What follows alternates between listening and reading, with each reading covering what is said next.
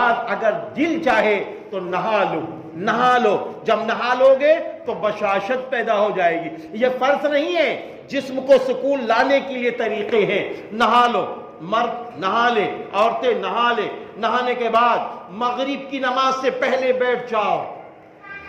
مغرب کی نماز سے پہلے مسجد میں آ جاؤ، کیونکہ مغرب کی اذان سے پہلے دعائیں قبول ہوتی ہیں، دعائیں قبول ہوتی۔ جلدی آ جاؤ، جلدی آ جاؤ، آج رحمتوں والی رات ہے، برکتوں والی رات ہے، آج تو بخشش کے پروانے والی رات ہے۔ بیٹھ جاؤ، اللہ سے رو رو کے دعا کرو، اور پھر اس کے بعد مغرب کی نماز پوری پڑھو۔ مغرب کی نماز سنت و نوافل پڑھنے کے بعد پھر 6 رکعت نوافل اوابین پڑھ لو، 6 رکعت نوافل دو کر کے اوابین پڑھ لو۔ اوابین پڑھنے کے بعد پھر فوراً کیا کرو، ایک بار یاسین شریف اگر چاہو تو پڑھ لو، اس کے بعد 2 رکعت نفل پڑھو توبہ کی، جس کو صلاۃ التوبہ کہہ دیجئے، پھر 2 رکعت نفل عمر درازی کی پڑھ لو۔ بزرگوں نے کہا، حدیث میں نہیں ہے میرے بھائیوں، یہ چیز حدیث میں نہیں ہے، اللہ والوں نے کہا اللہ کی رحمت کو پانے کے لیے سجدوں کو بڑھا لو۔ پھر کیا کرو، 2 رکعت عمر درازی کی پڑھ لو نفل، پھر 2 رکعت نفل کیا ہے، رزق کی روزی کی برکت کے لیے پڑھ لو، پڑھ لو، اور اس کے بعد پھر صلاۃ الحاجت کی نماز پڑھو، پھر رو کے گڑ گڑا کے اللہ سے مانگو، خوب رو، اپنے گناہوں پر رو، اپنے برے اعمال پر رو کہ اللہ نماز پڑھنا چاہتا ہوں لیکن پھر بھی دل نہیں لگتا ہے، اللہ گناہ چھوڑنا چاہتا ہوں پھر بھی نہیں چھوٹ رہا ہے، اے رب کریم مدد فرما دے۔ خوب رو، پھر اس کے بعد عشاء کی نماز کا وقت ہو جائے، عشاء کی نماز پڑھو، عشاء کی نماز پڑھنے کے بعد اب گھر میں پہنچ جاؤ، تھوڑا کھانا کھا لو، کیونکہ جسم کو طاقت بھی چاہیے، سنت کے مطابق کھانا کھا لو۔ پھر اس کے بعد چہل قدمی شروع کرو، چہل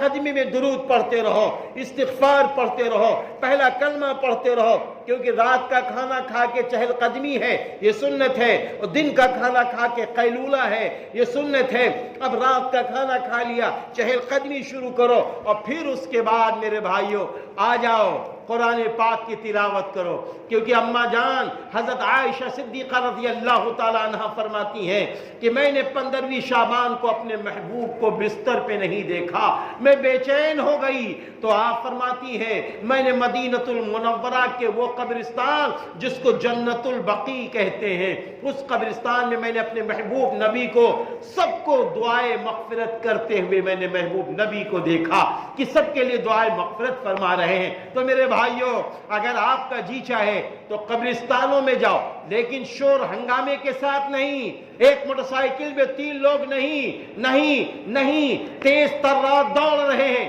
نہیں، قبرستان اگر جانا ہے تو ایسے جاؤ، راستے میں قرآن پڑھتے ہوئے جاؤ، سورہ اخلاص پڑھتے ہوئے جاؤ، قل واللہ احد یعنی پڑھتے ہوئے جاؤ، جو صورت یاد ہے راستے بھر پڑھو۔ قبرستان پہ جب پہنچو پہلے سلام کرو، پھر کوئی قبروں کو نہ روندو، پھر داہنے کھڑے ہو جاؤ، قبر کے داہنے کھڑے ہو جاؤ، ہاتھوں کو نیچے رکھو، جو کچھ پڑھا ہے کہو اے اللہ جو پڑھا ہے غلطیاں ہو معاف کر دے، اور اے اللہ اس کا ثواب جو تو نے دیا ہے کل مومن، کل مومنات، کل مسلم، کل مسلمات کو پہنچا دیجئے میرے اللہ۔ پھر اس کے بعد اللہ کے حضور کہیے اللہ یہ سارے قبرستان کے مرحومین مرحومات کی بخشش فرما دیجئے، مغفرت فرما دیجئے، اور اس کے بعد ان کے درجات کی بلندی کی دعا کیجئے۔ پھر آ جائیے مسجد میں، وہ اگر نہیں جا سکتے تو اپنے گھر سے بخش دیجئے، اپنی مسجد میں بیٹھے بیٹھے بخش دیجئے، اور پھر اس کے بعد صلاۃ التسبیح کی نماز پڑھیے،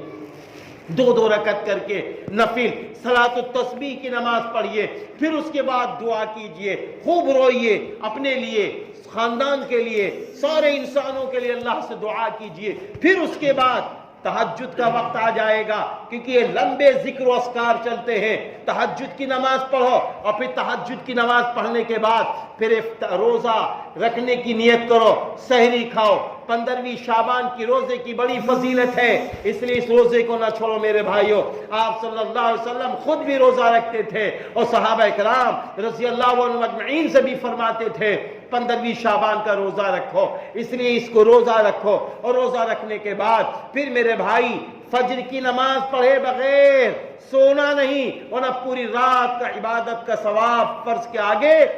ختم ہو جائے گا۔ اس لیے فجر کی نماز ضرور پڑھو۔ اماموں کو چاہیے، امام لوگوں کو چاہیے کہ اس دن 15ویں شعبان کو اپنی فجر کی نماز ذرا سے